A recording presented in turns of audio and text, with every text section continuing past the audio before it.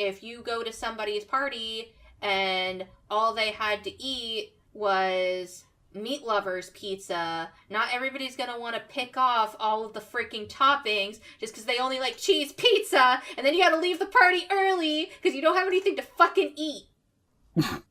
Is this like a tragic backstory of yours there, Cass? Yeah, this sounds a little too real.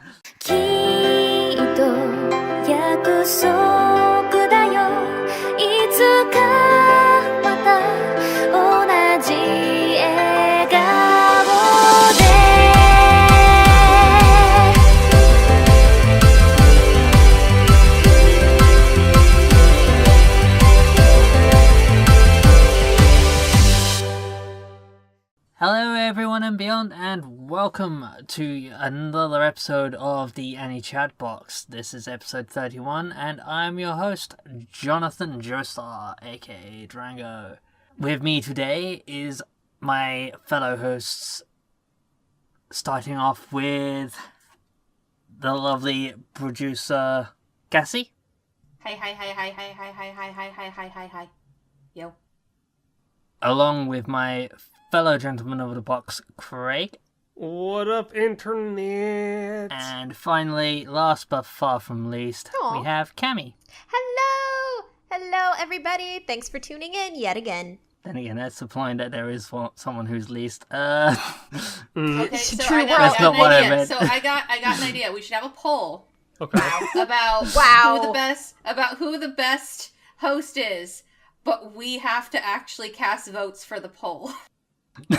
So I'm probably last. I'm probably least. no, we flatline it and we all just so either we all vote for ourselves or we figure out some way between our minds to figure out a switch up so we all equally vote for one person. Different. I want this to be the mind fuck that it actually is. You can't vote for yourself and you can't tell somebody else who you're voting for. Tune in next episode. You want to make it a real mind fuck? You want to make it a real mind fuck? You got to add a car. Hold on. I mean, there'll be one at some point. Wait for somebody to drive by my house. What? But yeah, tune in next week, because as soon as the show ends, I'm going to make us do this.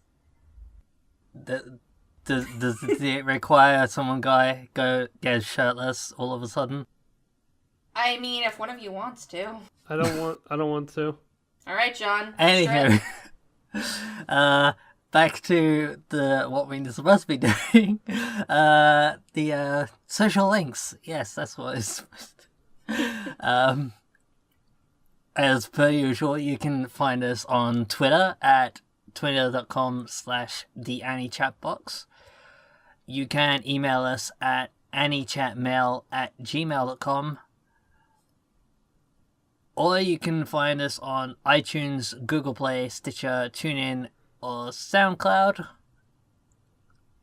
as well as YouTube, by searching for Annie Chatbox. And there's also, as per usual, you can, if you find it worthy in your generous hearts of hearts, you can donate to us at patreon.com/theanniechatbox. No, not the Annie Chatbox, Annie Chatbox. No, the. I'm glad I'm not the only one that screws it up. Patreon.com/AnnieChatbox. There we go. Da, da, da, da, da, da. Yay! Did it all. Oops. I'm so proud. Give this right. man a promotion and a cape. Anywho. So what are we doing today? What are we doing? Today we are going to be doubling up on episodes, starting with... Well, doubling up on anime, not episodes. We're not doing another That's episode. That's what I mean. Doubling up on anime. So, John secretly no wants topic to keep today. us here for 6 hours.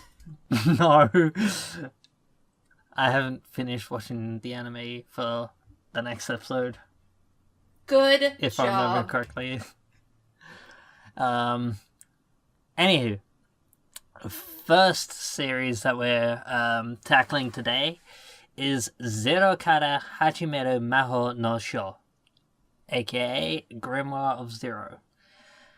It's by Studio White Fox, who have also done ReZero, Steins Gate, and Katana Katanagatari? Katanagatari. Ah. That's it.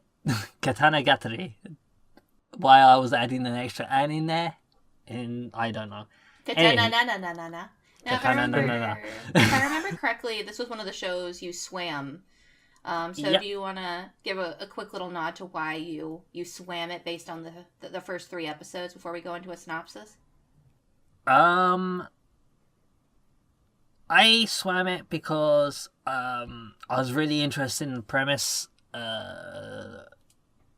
the world building, what exactly is the Grimoire of Zero, and just I also just really loved seeing the interactions between Zero and the mercenary. I loved seeing the interactions between the two, and yeah, just wanted to find out where it went and how it would go.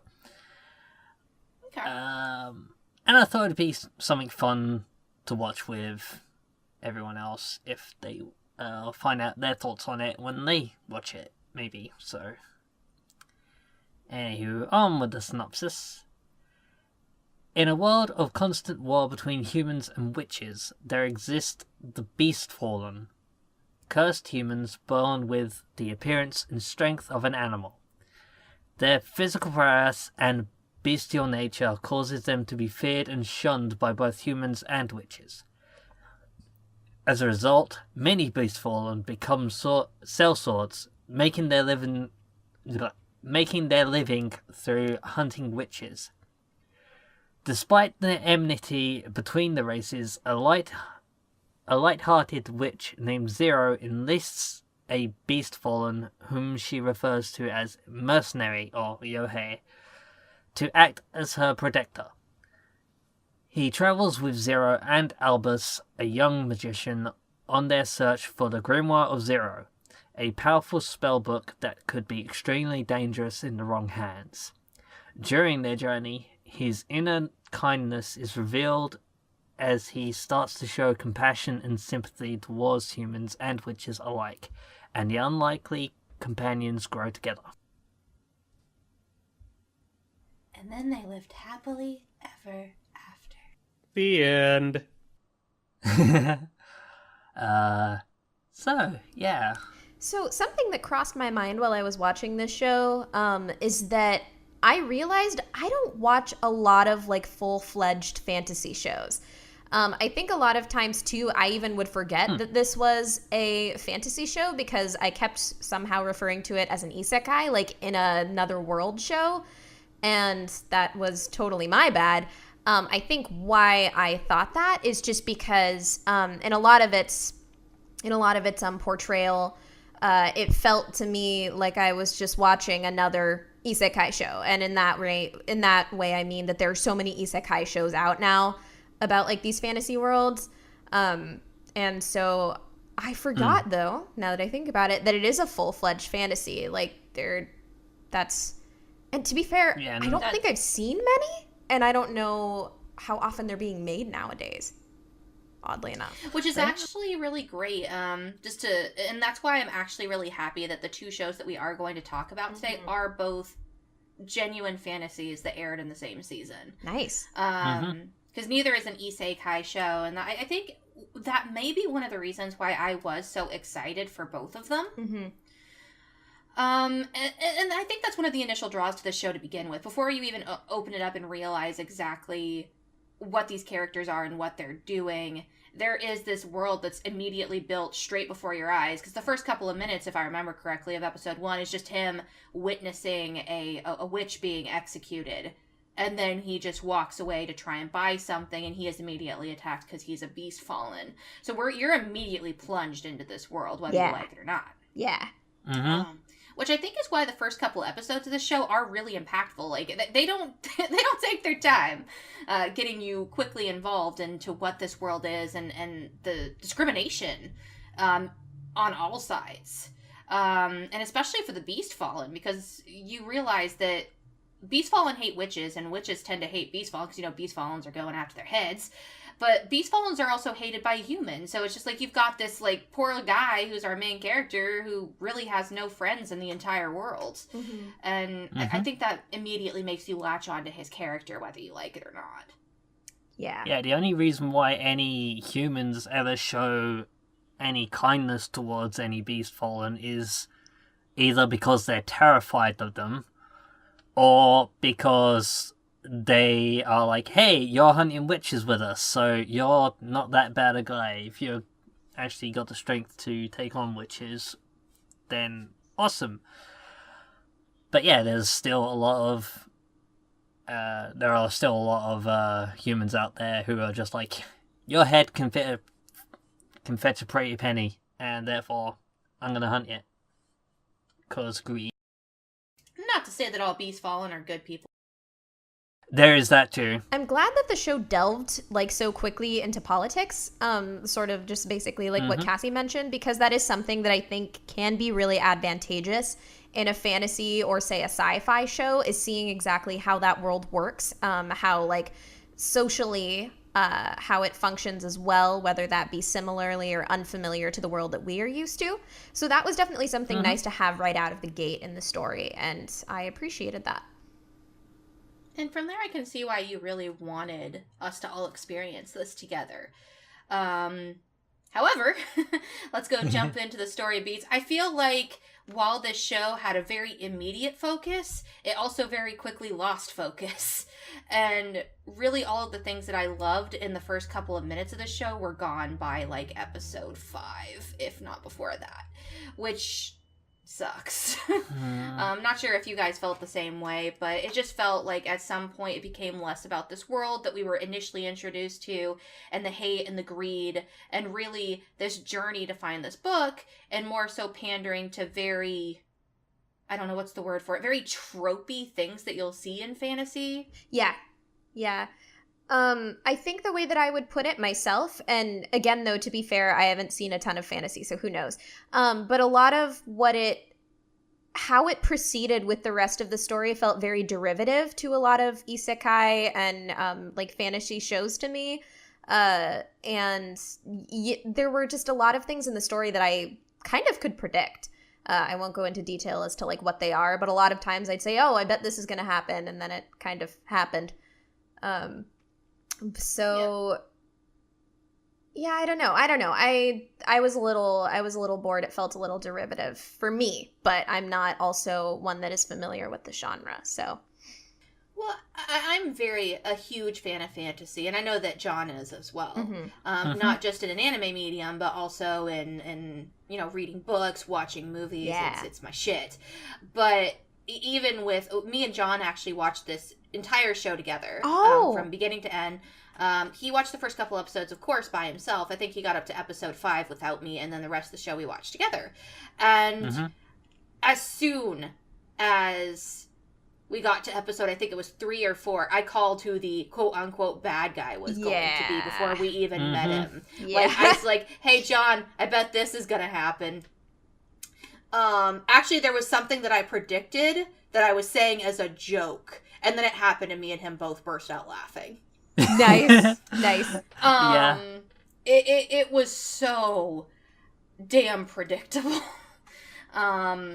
Especially if you're very familiar with stuff that happens in fantasy genres. And to cut to the chase, the story basically is about Zero, because we haven't been talking much about what exactly the story is, and she has written this book based on magic, which is not the same as sorcery, which was also a really cool thing that I thought they did. And I guess we could all dissect that and how we felt about it. But sorcery takes a long time. It can take weeks, months, if not years. Whereas magic is something that she realized you can access almost point blank without using circles. And she researched this for most of her life, because she wanted to, make the world a better place. She wanted to be able to pass this knowledge along. And of course, with great power comes great responsibility. And she lost her fucking book. So, and there's a reason why that happened, but it's funnier to think that she was just careless. And from there, we have our destination. We want to find this book. But the journey to get to that ending to me just felt so boring. How about you, John? Yeah, the first few episodes really grabbed me and was like, hey, this is gonna be a really awesome series, and it's gonna be really fun ride. And then it kind of just dragged on, and there was like a couple of mysteries that that kept me clinging on, and then they became kind of easy to predict, unfortunately. And honestly, with shows like this, it's like we know what the destination is going to be, so it's like it's not about the destination, it's about the journey. And the journey was boring, and then we got to the destination, and it was so unfulfilling. Like, the ending of this show was a blank void of annoyance. Like, I just felt so annoyed by the time I got to the last episode, because I felt like I sat through all of this boringness and all of this, I'm not actually getting anywhere or getting anything from this, to not even get a conclusion of something that I, as the viewer, wanted. So I guess we're all in agreement that the story was very meh at best, but the characters within that story, I felt that, I guess Zero was kind of entertaining. She's our main lead. She's alright. I liked Yohei. Right. I thought he was fine. Yohei's alright. Yeah. I wanted to really like Zero, but I felt like her characterization to me wasn't very constant, because sometimes she acted like aloof and like would say things in a very prophetic manner and be like kind of flatline, and then at other times she acted kind of like tsundere and stuff. And I mean, you can have a dynamic character that doesn't always act like an archetype, but the thing is, like, whenever she would act a certain way, it usually followed straight archetype, and she just didn't feel very human to me. And I think a lot of what lost me on this show was just not enjoying her character. I liked Yohei fine enough, and what I really wanted out of the show was like the banter between Yohei and Zero, but I didn't really get much from it or find it very fulfilling. Probably just mostly because of Zero as a character for me. And I felt Albus was just there to be there for they were just there to be there.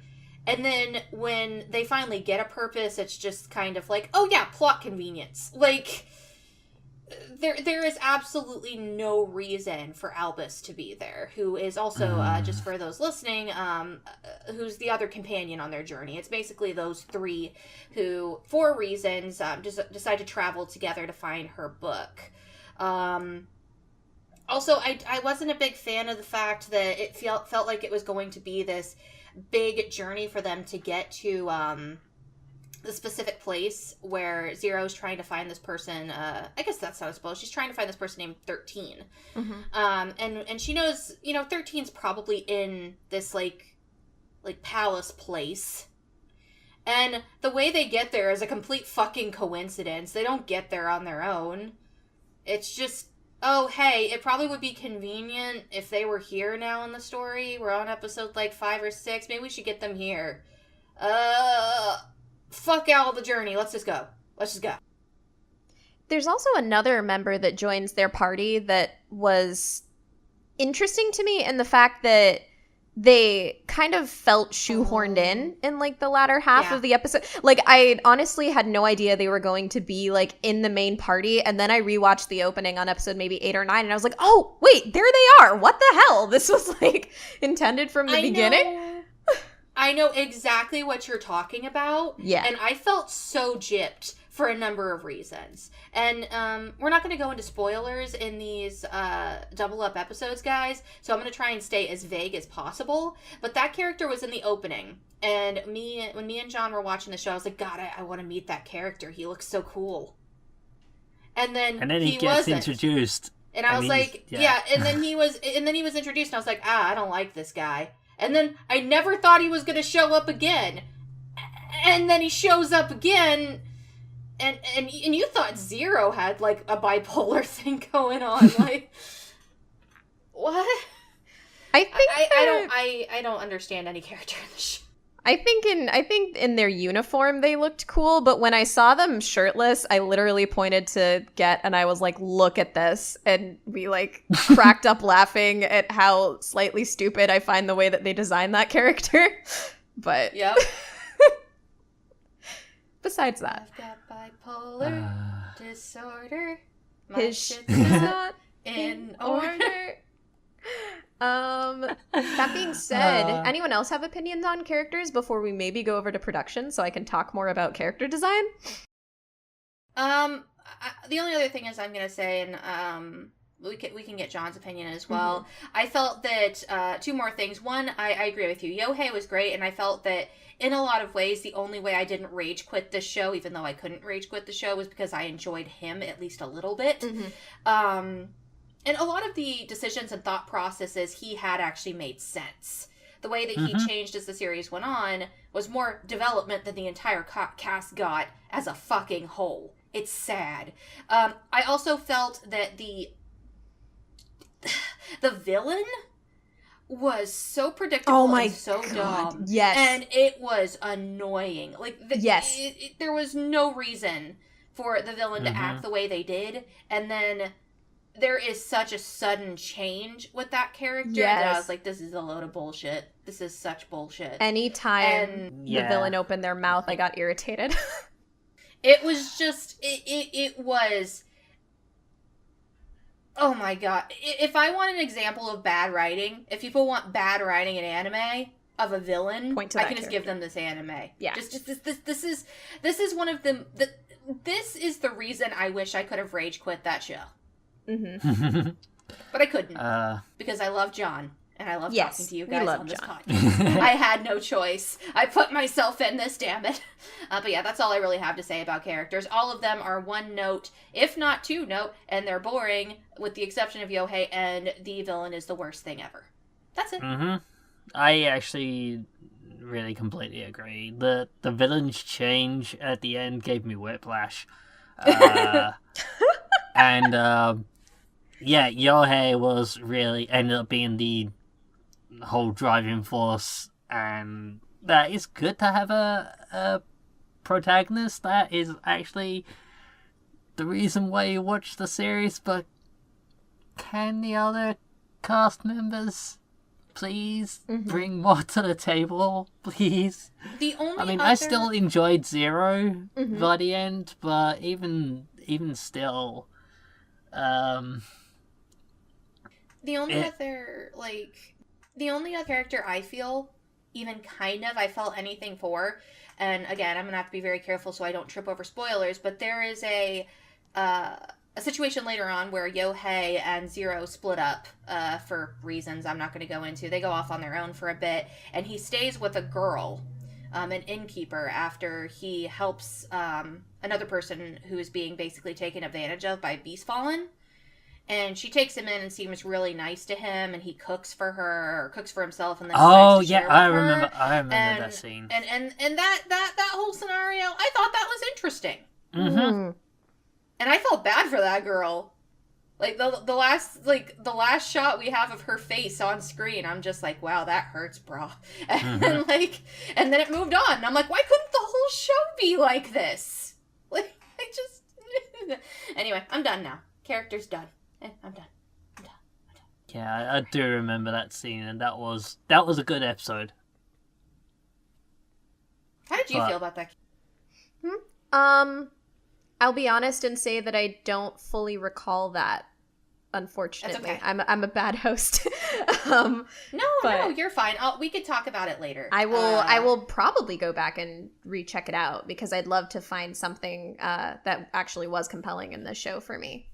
So yeah, it basically was the scenario where they were staying in a castle and Yohei left for a reason, and then he saved I think it was like a barkeep or something. A bunch of Beast Fallen just kept taking like free drinks or something, and he punched out one of the guys and paid for it. Okay. And there was a girl who witnessed him. Yes. Basically defending regular humans. So she says, "Oh, hey, why don't you come over and stay at our inn?" Yes. And then he like helps them get ready for a party, and then he cooks some food, and then okay.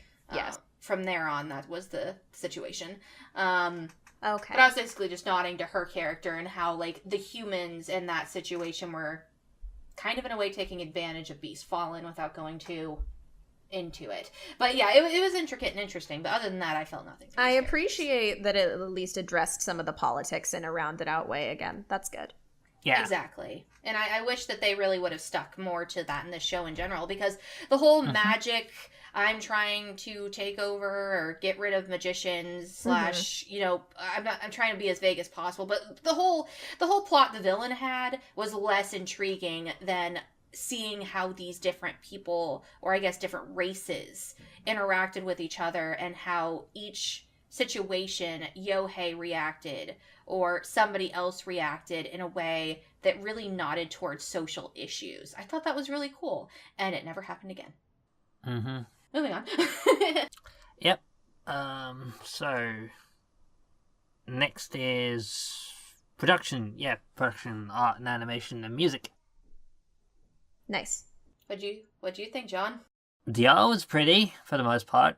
I really did like the character designs, and the overall world design looked interesting. So there's that. It did have good points going for it. I mean, the very promotional art for it is part of what drew me in the first place. So I'm not sure if I'm the only one who felt this way, but distinctly and I mean, I think it's just the nature of having like the Beast Fallen characters, but it felt like they just kind of took the ReZero world and like plastered it into this series to me a little bit. The backgrounds like of the villages and stuff looked very, very reminiscent of ReZero to me, and then like the Beast characters, because you did have some Beast characters in ReZero, but again, I think that was always a little bit too... ReZero was always a little bit too closely on the back of my mind, so that's something that I needed to get out. If they could have named it something different, if it wasn't like the same animation studio, you know. I suppose. Yeah, some of the designs were kind of generic. Fantasy setting, village. Yeah, and I mean, like, how far, to be fair, like, how far original can you really get there? I liked the ending theme a lot, both artistically and just musically. Oh, I it was love very the ending sweet. theme. It was a highlight for me. Yeah. I just thought that the character designs were okay. And animation-wise, for the most part, it was also okay. They did like to do that thing where they didn't always focus on the characters' faces, or they'd stay in the same position for a long time on screen. And that was mildly annoying. But I did also enjoy, animation-wise, the use of special effects when they did use their magic. Yeah. Yep. I did enjoy that if there was CG involved, I didn't notice. Yeah, it was pretty well weaved, I think. Especially when they were shooting arrows, when they had those makeshift bow and arrows, I really appreciated that. However, I would say that on a scale, it was average. It was passable. Yeah. I wasn't offended. But there were no moments in this show. Because, like, for example, like, with a lot of shows that are just very okay, or even shows like, let's take a really good show, My Hero Academia, for example. It has a pretty good standard of animation. Like, you turn that show on, it's pretty nice. And then you get to, like, certain tournament fights, and it's like they upped the ante, and it's like, what the fuck? That never happened in this show. Yeah. Like, it was just average across the board. There was never a moment where I was blown away, and there was never a moment where I was like, wow, this is the cleanest thing. It was just there. It was an animated show that was not offensive in its artwork, but was not standout either. It was... Yeah, there wasn't any real moment that was like, oh, this is really gorgeously animated. It was just kind of... okay. And I agree with Cammie. It does look like a lot of things they may have recycled from previous projects, like almost blatantly. That's not good. Yeah. What was the other thing? Oh, I liked... Not that we have any proof that that's the case, but it does look like it. It felt that way, I guess. Yeah. The only other thing, I actually liked their little way that they would exit out of an episode with, like, the book and the book pages. That was cool. That was neat. Yeah, I have nothing really else that I can say about animation. Music was, okay, I agree with Cammy that I really loved the ending. I felt the OP was just It was yeah, also I just thought there. the OP was very, like, middle of the road. It was just there. There was nothing that stood out. I kind of wished with this show being such a full fantasy, I was hoping they'd do something kind of more akin to like Yona of the Dawn, where it's like, you want this setting, we're going to give you music that's totally like this setting. So maybe something, I guess, more fantastical instead of just like J-pop rocky, which is what it felt like to me. Just like very standard. I could almost hear that song in like a K-On opening or something. I don't really have anything else to say. Yeah, so on to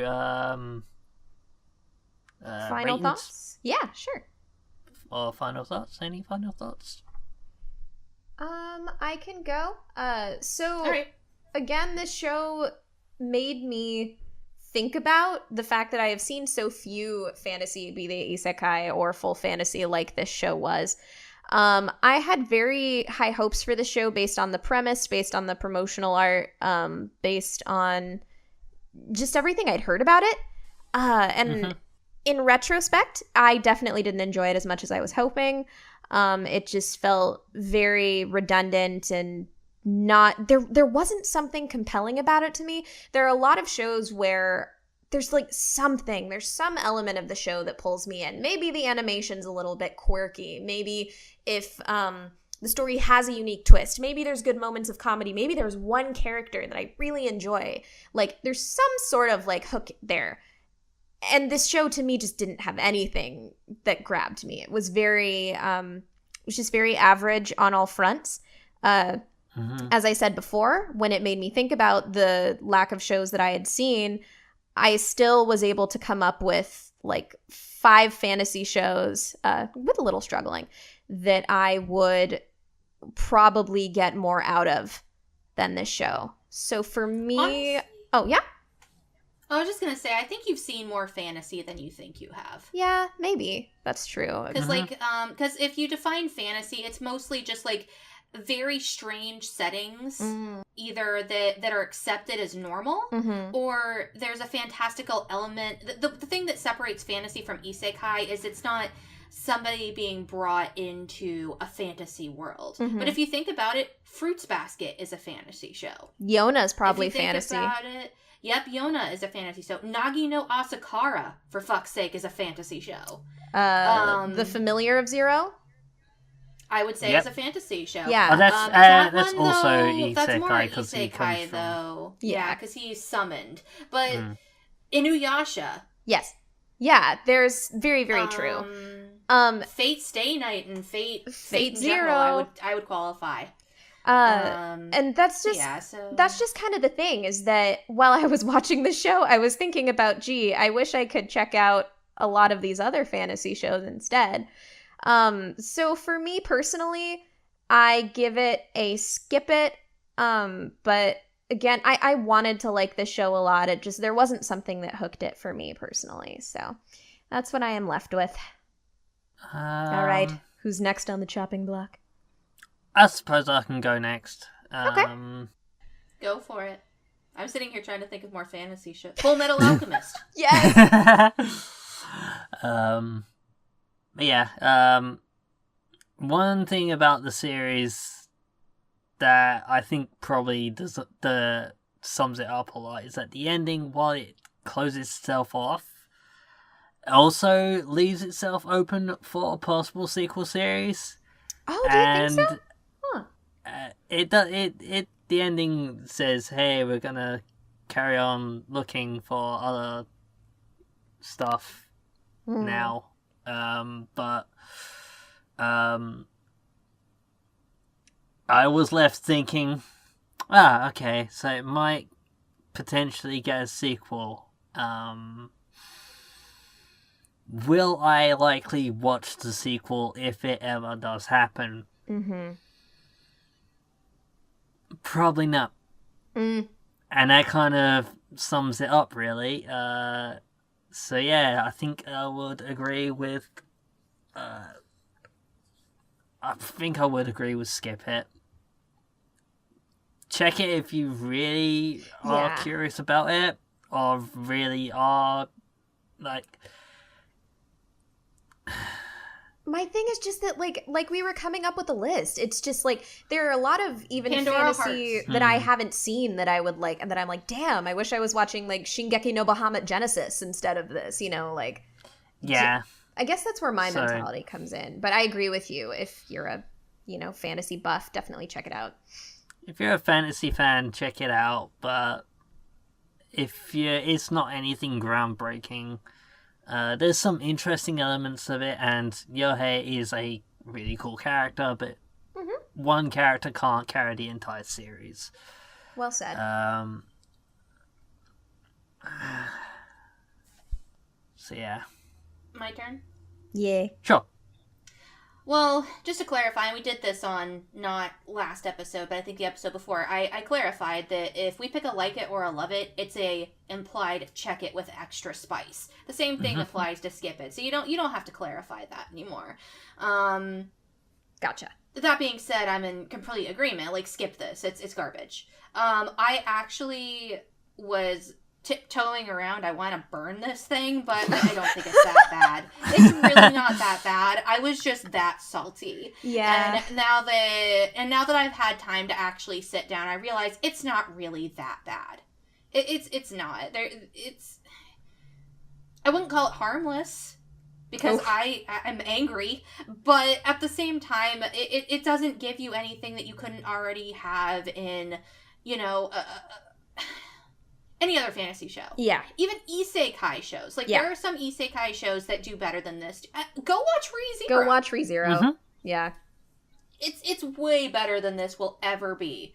And it just, there's nothing to offer here. The characters are all boring or predictable or both. The story is boring, predictable, or both. And you don't even get a satisfying conclusion. There is no reason for you to watch this show. None. There is nothing here. At least with other shows, I think that we've given a skip it, and I think that's why I was ready to throw this into a flaming dumpster. I think other shows that we've said skip it to, there's also that added, there might be something here, maybe. But for this one, there's just nothing. There is nothing of substance for you to waste your time on. So skip it. That being said, John, I appreciate that you picked a show for us to watch. And we love you. And actually, I mean, we all kind of share the same opinions, but definitely. Thank you for giving us the chance to talk about this show. The first three episodes showed a lot of promise. No, yeah. Which is why it's so much more disappointing. Yeah, I think that's where the salt comes from. But it was fun watching together, if anything. That is true, yeah. It was fun to laugh at all of the idiocracy on the screen. I think from there, we'll bring in our quiet other host who didn't say much during that review, if he's still there. Craig, are you alive? Oh, he's alive. Yeah. I'm alive. Cool. Because we have a second fantasy show that we're going to talk about today. Do you mind if I do the transition since this was one of mine, oh magical host? Sure, go ahead. Okay, so I swam a little gym called, here we go, Shuumatsu Nani Shitemasu ka, Isogashii desu ka, Sukutte Moratte Ii desu ka, also known as World's End. What do you do at the end of the world? Are you busy? Will you save us? It's great. It was animated. It was animated by Studio Satelight or C2C. Satelight had, well, not or C2C. It looks like this was a joint thing between Satelight and C2C. Satelight seems to have way more under their belt, animating, or at least having their toes dipped into animation work such as Log Horizon and Fairy Tail. And C2C seem to be involved with things such as One-chan ga Kita, which we had a lovely conversation about before we started recording, and M3, which was a show that me and Craig watched like the first episode or so of and immediately dropped. So this could go either way. And the synopsis is as follows. 500 years have passed since the humans went extinct at the hands of fearsome and mysterious beasts. The surviving races now make their homes on floating islands in the sky, out of reach of all but most of the most mobile of the beasts. Only a small group of young girls, the leprechauns, can wield ancient weapons needed to fend off invasions from these creatures. Into the girls' unstable and fleeting lives, where a call to a certain death could come at any moment, enters an unlikely character, a young man who lost everything in his final battle 500 years ago. The last living human awakened from a long, icy slumber. Unable to fight any longer, Willem becomes the father that the girls never had, caring for and nurturing them even as he struggles to come to terms with his new life, in which he feels the pains of helplessly waiting for his loved ones to return home from battle, that his daughter once felt for him so long. Oh, okay, that daughters once felt for him. So basically, he took care of other young ladies back before, they all got wiped out. Together, Willem and the girls gradually come to understand what family means and what is truly worth protecting. So, I swam this one under very similar reasons that I believe John swam his. It seemed like a very interesting world that was being built, and it felt like there was going to be some sort of relationship building between two different races of people. Specifically in this case, the leprechauns and the humans. But also, there are several other creatures and races that are kind of like beast fallen. If you think about it, only they are not big and scary. They're actually more accepted than the anything that looks like a human. So leprechauns look very similar to humans. There are also trolls that look very similar to humans, and anything that looks human is called disfeatured, meaning they don't have fur, they don't have tails, they don't look like animals or anything similar or the like, so they are typically looked down upon on all of these floating islands because humans are the reasons they have to live on those floating islands in the first place. And I thought that would be very interesting. Also, the entire show is basically Battle Fairies, the animation, so I don't know, just sounded interesting. So that's why I swam it. And me, John, and Craig all watched the show. Me and John watched most of it together. Craig watched it on his own months ago, and then we watched a couple of the episodes with me and John this morning. Yep. And gotta say, in comparison, this is alright. Basically, I thought the story, just to jump right in and we can discuss this, the story was alright. I felt something for the characters, and I felt like there was always something that we were working to. It did drag quite a bit, though. Especially in the middle. We are very quickly introduced in the first episode or two to this very strange, I almost want to say school, but it's not. It's more like a house full of young girls, very young girls, like children, and a slightly older young lady who you met named Katoli. And basically all of these girls are quote-unquote weapons for the military to use. They're fairies or leprechauns. And every time they fight, the wings they use to fight basically inserts venom into their bloodstreams. It's just like magic. Basically. Think of it like a magical venom every time you use your power to fight. Even the word for it is has venom in it.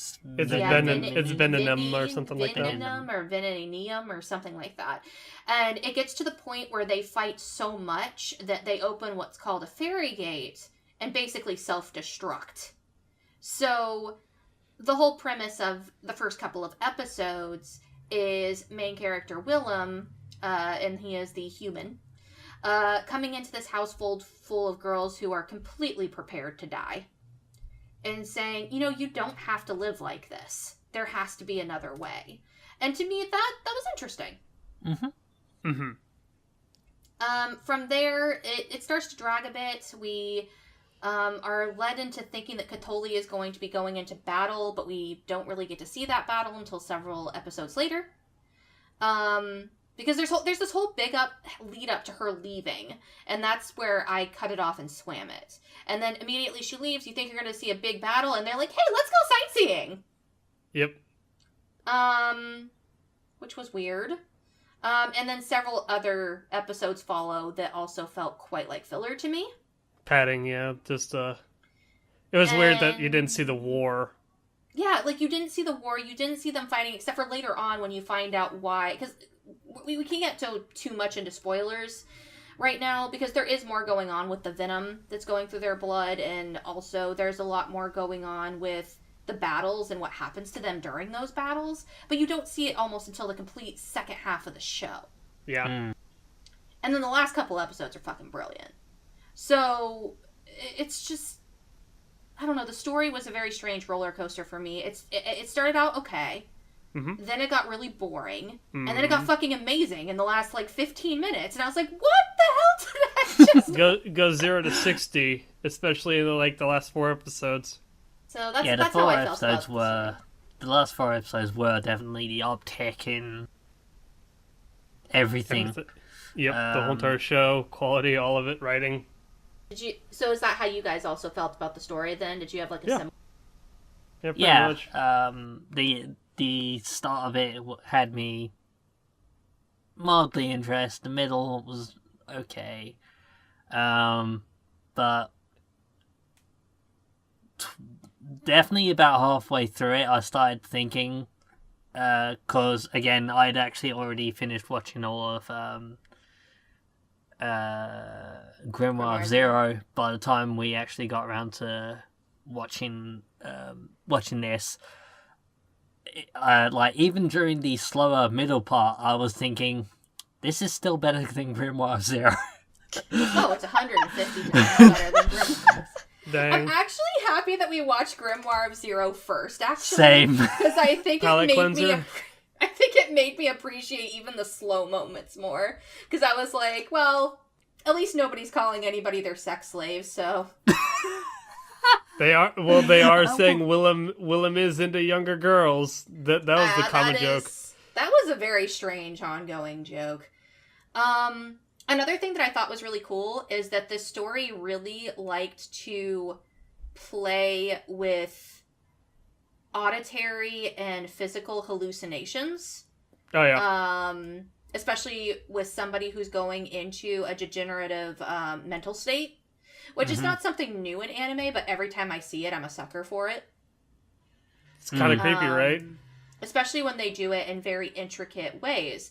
Which I guess nods to production, so I will hold off on that for a while. But I guess since we're all basically in agreement on story, we can just run straight into characters. I thought Katoli carried the show. Yep.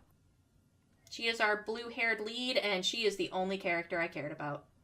I liked Willem. Except for Nefren.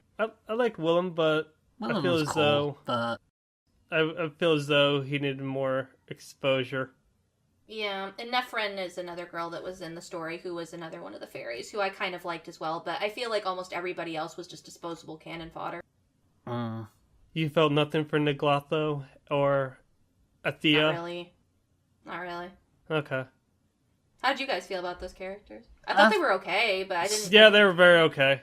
There was some that was like, okay, that's what we've known about, the little we have learned about them is kind of neat, and why couldn't we have more episodes? Yeah, Rom and Nopt.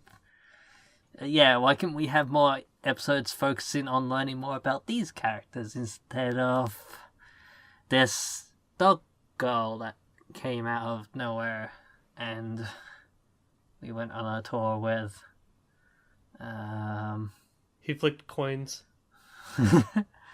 There is an episode, Cammy, where literally they go into an alleyway to flip people's faces with coins. Whoa. Padding. The only other thing that I can complain about in regards to the characters is that all of the little girls, with the exception of like one of them, the green-haired one, Tiat, I think her name was. Yeah, Tiat. None of them get very much build up either, and that's why I think that I love Katoli so much, is because she's part of this household that we're supposed to care so much about, and I feel like all of the other little kids there are basically just to be like, wow, it's so sad, they're forcing these little kids to die. That sucks.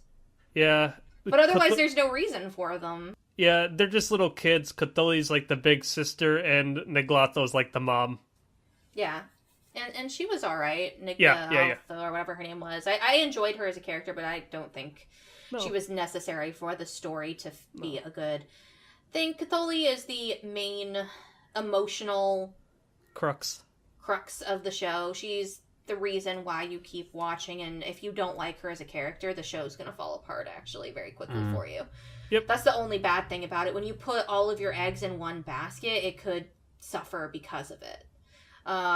If you go to somebody's party and all they had to eat was meat lovers pizza, not everybody's gonna want to pick off all of the freaking toppings just because they only like cheese pizza, and then you gotta leave the party early because you don't have anything to fucking eat.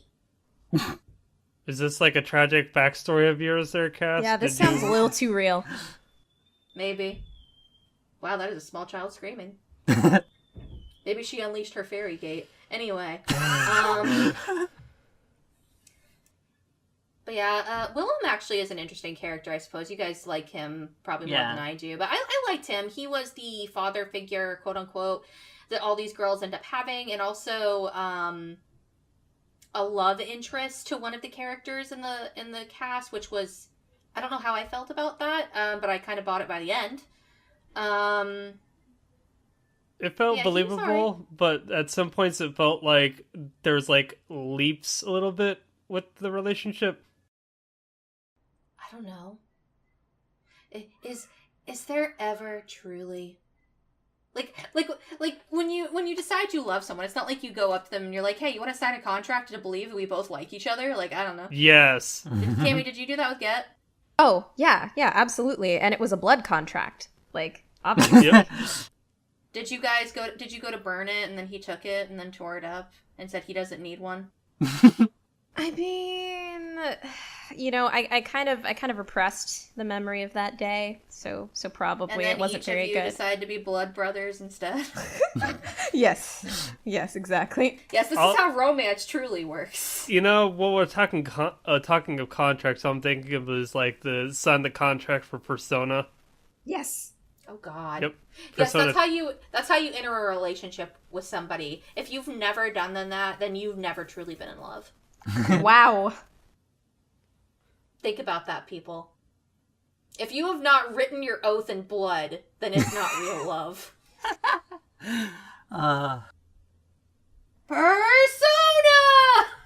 When you said hallucinations, I was like, ooh, like I'm playing in Persona right now. To an extent, yeah. Also, I watched this show when it was really dark, and it actually creeped me the fuck out a few times, which I was not expecting. Ooh, that's impressive, especially for, like, your caliber of freaky, like, scary stuff you can watch.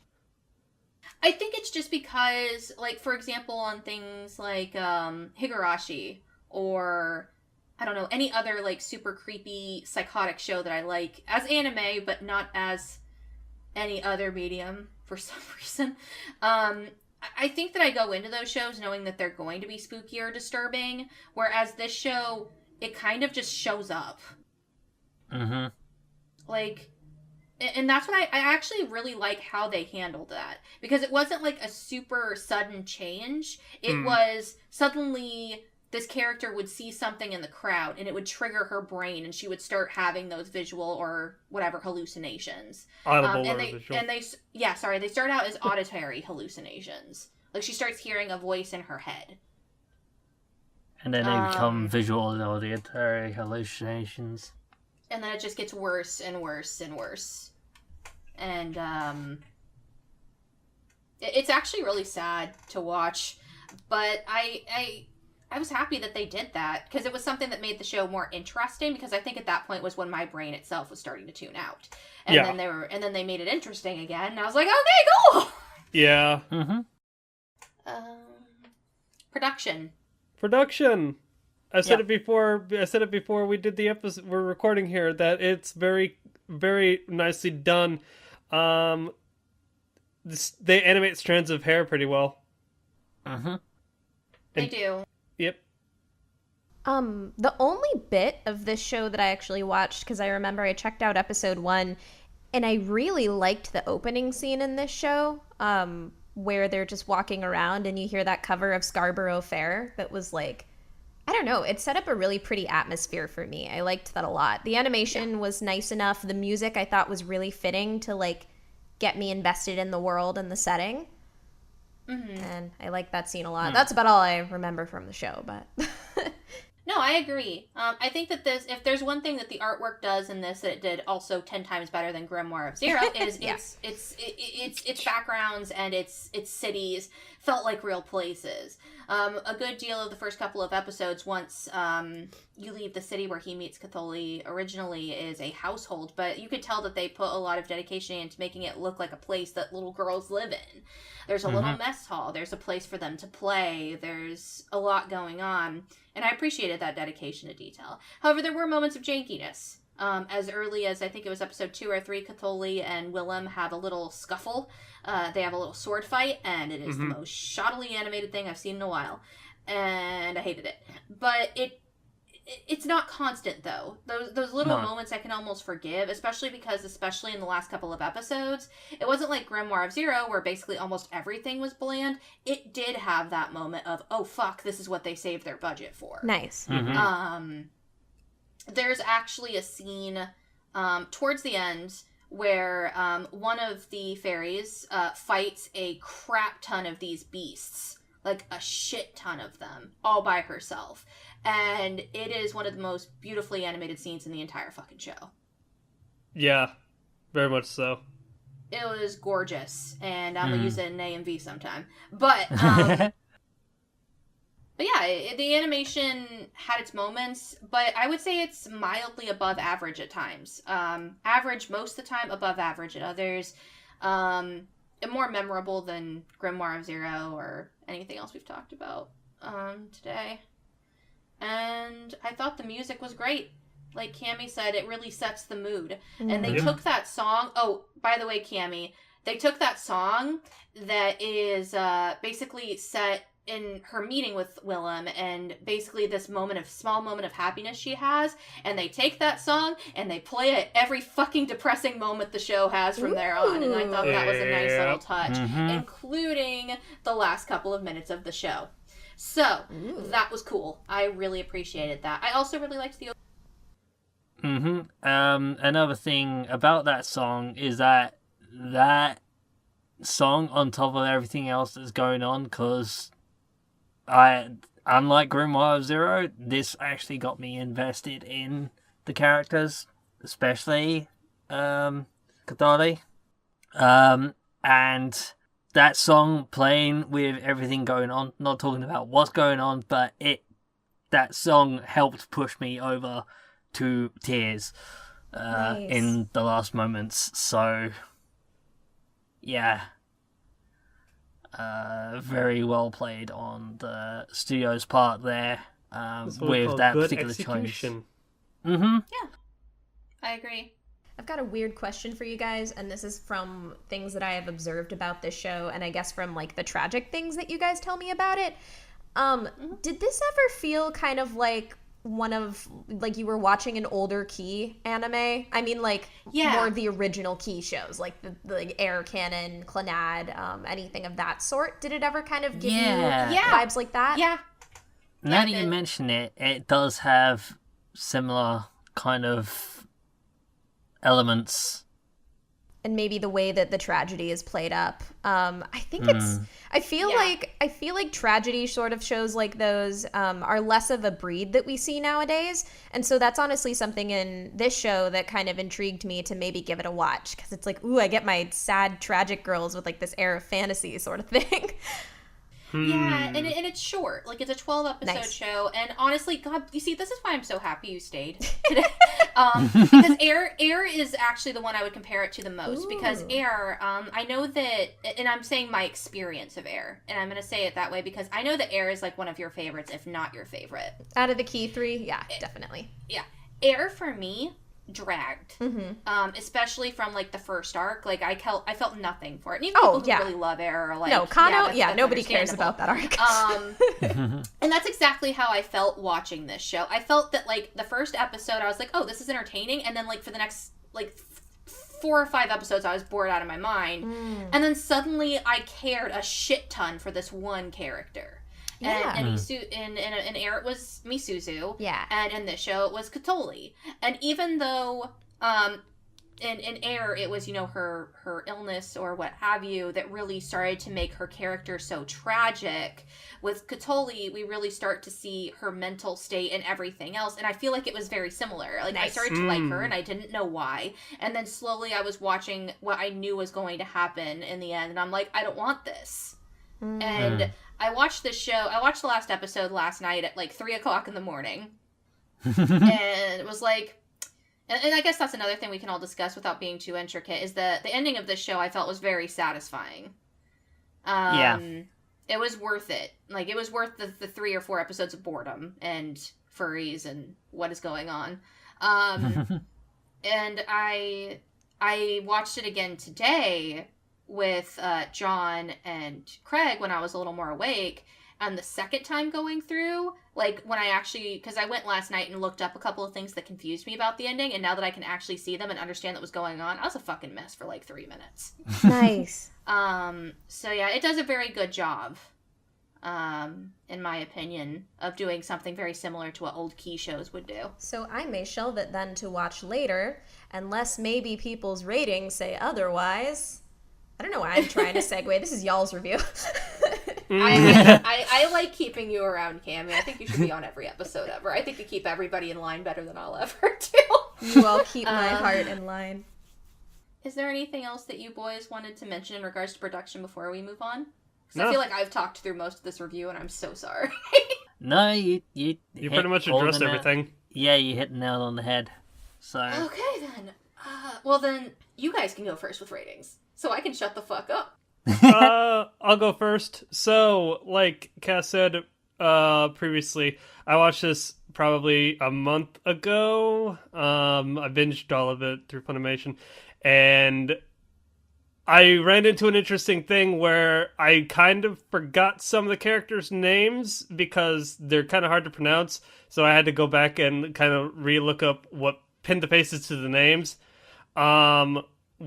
Whether that's a detriment to the show or not remains to be seen. I feel as though, like Cass said, the crux of the show is Katholi, or Katholi, however you pronounce it, and her relationships with everyone else, Willem, how he is. However, I will say my only gripe with this show is there's a lot of world building which does not really get answered. I will not say what remains to be seen, but don't expect everything to be answered by the end of it. And this is a 12-episode anime based on a light novel that the light novel has since finished. So whether or not the light novel answers everything under the sun with certain characters, I'm very curious to see what happens. Either way, I would say I like this show. It's pleasant. I have not seen Air, I have not seen Clanad, I have not seen Canon, so I can't draw comparisons to the Canon or the Key triple threat. However, I do feel as though, yes, again, that the show was kind of padded out, but once the plot started rolling, it went 0 to 60, and the tail end of the show was pretty fucking dope. So, that's what I got. What's your rating then? I said like it. Okay, cool. All right. Yeah. Also, I know that like Cammy just frantically started writing down every Key series that she wants you to watch on Coach Choice now. I was gonna say, I know what my next 3 are. I was gonna be like, Cassie, maybe Clanad an after story, please. The thing is, I told my brother Gabe to go watch all the Key triple threat, and he watched all of them, and I haven't watched a single one Craig? of them. How can you recommend something you've never watched? I don't know. I just was like, hey, I hear like these things are fucking sad. You should go watch them, brother. And he's like, yeah, they are sad. Listen, we've got a lot of host choice in the future. You want to know what's really sad, Craig? What? Your life without watching the Key 3. Oh, shots fired. I'll go next to like swap up the order a little bit. Okay. So, this is an okay show. I liked it. And I'm going to stick with like it. I kind of went back and forth between a check it and a like it. However, I think that the reason why I'm going to say like it over it is because it did have that ending that carried the show. It was worth it for me. If it had a crappy ending, I probably would have felt, maybe not exactly like how I felt about Grimoire of Zero, but I probably still would have felt quite unsatisfied, especially because one of the things we didn't touch on enough, and I wish I would have, and I wish Craig had hit me in the face with it before his rating, was there were a lot of things with this world that were not explained and needed to be. Especially the beasts, for example, were something that are a constant threat to humanity, or not humanity, humanity's been wiped out, a constant threat to basically the remainder of the world. Yep. And there's this huge plot twist towards the end of what the origin of these beasts are, but it doesn't really clarify of why that happened. It still doesn't make sense, yeah. There is a situation with the girl whose mental state starts to deteriorate, and the soul and everything else that's going on there is explained enough for me to appreciate, but I felt should have had a little bit more time dedicated to it. For all Willem is, and I liked him as a character, we did not get enough of his backstory to understand why he is the way he is. And all of those things made me really sad. But all of the things that I really loved, I loved too. The music was great. The animation, when it wasn't being janky, was fantastic. I loved Catholi, and I will die for her. I really enjoyed where the story picked up, because good God, if it had stayed a snooze fest, I would have cried. But I can't love the show either, because it had all of these problems. However, I do think it deserves recognition, and especially because it was a show that I know a lot of people didn't even know existed, I feel like it deserves a chance. And the only other thing I can say about it is the reason why I liked it is because I just really wanted a good fantasy show. And it was a good fantasy show. Good job. You get a C-. You know what I mean? So yeah, I liked it. Alright then, so my turn. Haha. I was gonna love it. So that was episode 31 of Annie Chatbox. Just kidding. Sorry to keep on going back to Grimoire of Zero when we're supposed to be talking about World's End. Both of these series that we reviewed today were both based on light novel series, and I started off watching Grimoire of Zero thinking maybe I should check out the light novels of this, and ended up with like, nah, can't be asked.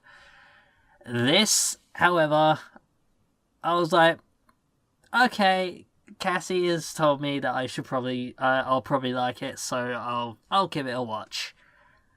And now I am wanting to find the light novels to find out more, because it has gotten me that much more interested in the series, in if there is anything more that got cut that might build on what I have found out and just maybe clear up some of the more foggy parts of the world building. And yeah, it's like my interest curve in this kind of goes in the complete opposite direction to Grimoire of Zero. This end up with a huge uptick with me. Nice. Honestly, really liking it. So, yeah, there's my review. I liked it. Yeah, we got like it's across the board. Sweet. Nice. I like it and a skip it. We all agreed on something for once. Wow, yeah, dang. What a miraculous... Wait, Cassie, didn't you and I also do that on our Double Up as well? There might be something, like, we did magical about Double Up episodes. Yeah, because we agreed... We agreed on everything across the board. Okay, so we always need to do Double Up episodes. Always. Okay, just take a look at the schedule and see what we can book up. Double up in the future. Yes. But then me as the producer, I'll just be a jerk and just be like, okay, I really like this show and I know nobody else did. Let's put it with something I know everyone's gonna love, and then just let's roll the dice and hope that it also everybody loves it because they love the other show. I also think actually the ratings were exactly the same because you and I both liked a show that episode and skipped a show. So, dude, I kind of wish I could go back and say burn it, but I can't. Sukigakure. It's just like there's these shows that like for example with Grimoire of Zero, it's just like I keep going, it's not that bad, it's not that bad, and then I have like a Vietnam style flashback for like Sukigakure of like all of the CG, or in Grimoire of Zero of fucking villain guy. I was gonna say which is worse. Burn it. Which is worse? So that's been episode 31 of Annie Chatbox. We can talk about that off pod. Thank you for tuning in, everybody. Yeah, thank you all. You want to close us out for real, John? Alright, yeah, I suppose I'm supposed to be the host of this episode. Are you? Doesn't feel like it. I'm sorry! No, that's a good thing. Cass is like, I'm gonna take the wheel. I know where I'm driving. You sit shotgun. Anyway, thank you all for watching. That has been episode 31 of Annie Chatbox, and if you agreed with us, throw us an email, or like leave a comment below on YouTube. Or if you don't agree with us, do those things. Those also work. We would love to hear from you, and with that, adieu. Adieu. Peace.